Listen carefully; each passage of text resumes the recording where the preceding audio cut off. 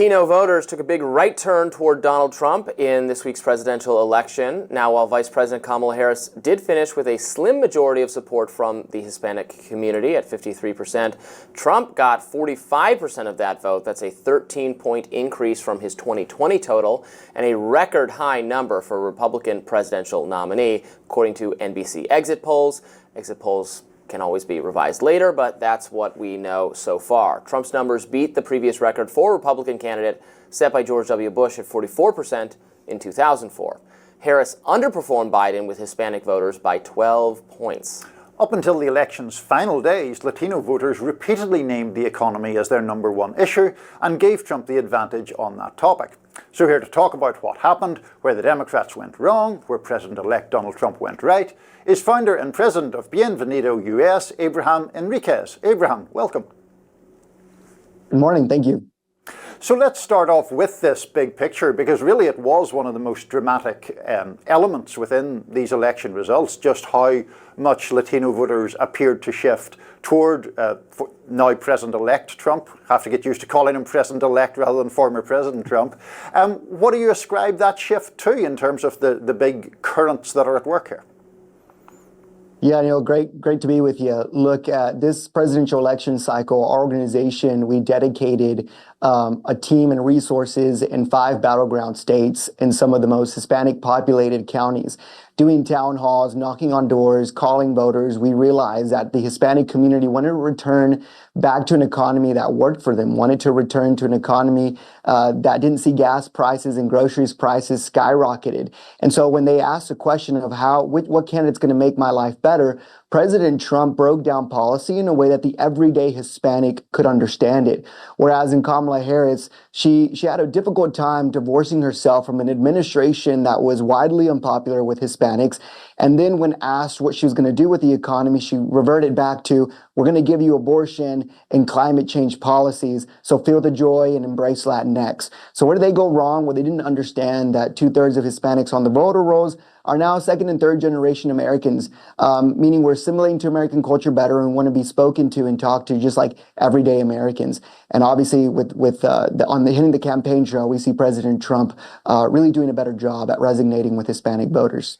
Is it resonating with the Republican Party that they're doing so much better with this demographic, with minority voters?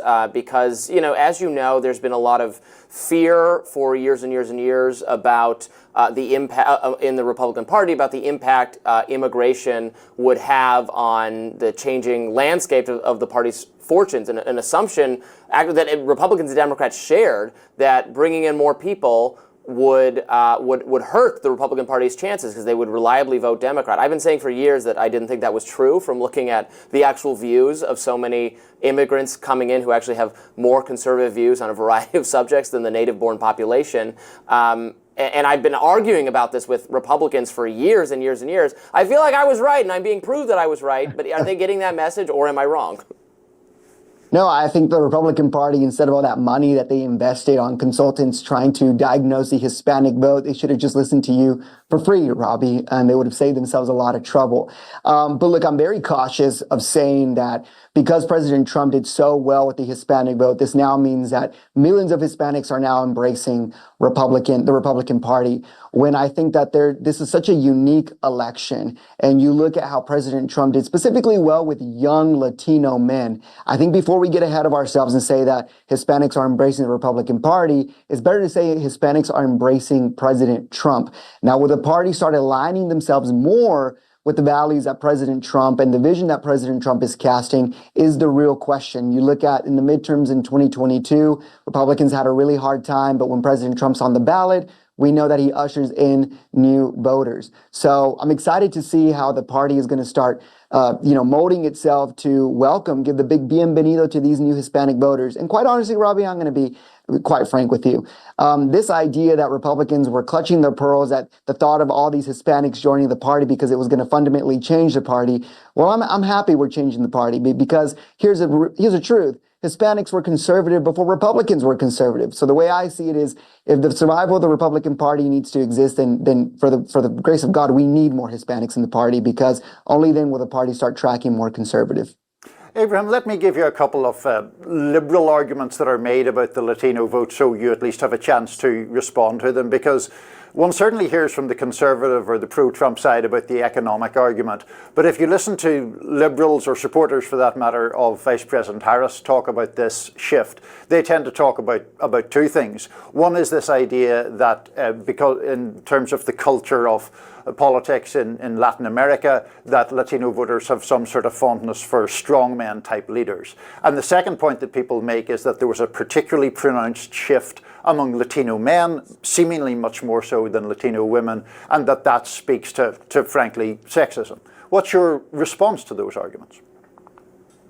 Yeah, look, I think we need to separate that. We need to kind of dive into that conversation in two separate parts. One, this idea that Hispanics, and I want to focus on Mexican men for an example, just because Mexicans are more than 60% of the Hispanic voting bloc, making us a super majority.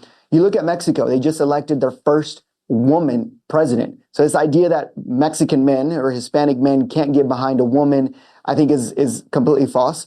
You also look at, deep counties. Let's look at Hidalgo County, almost 90% Hispanic. Voted Monica La Cruz, a Hispanic woman, for Congress. You look at Miami-Dade County, Maria Elvira Salazar. You look at New York City, or New York with Nicole Maliotakis. These are Hispanic women who are gaining support from Hispanic men. So this idea that men have an issue with women leading, well, there's so many examples of how that's incorrect.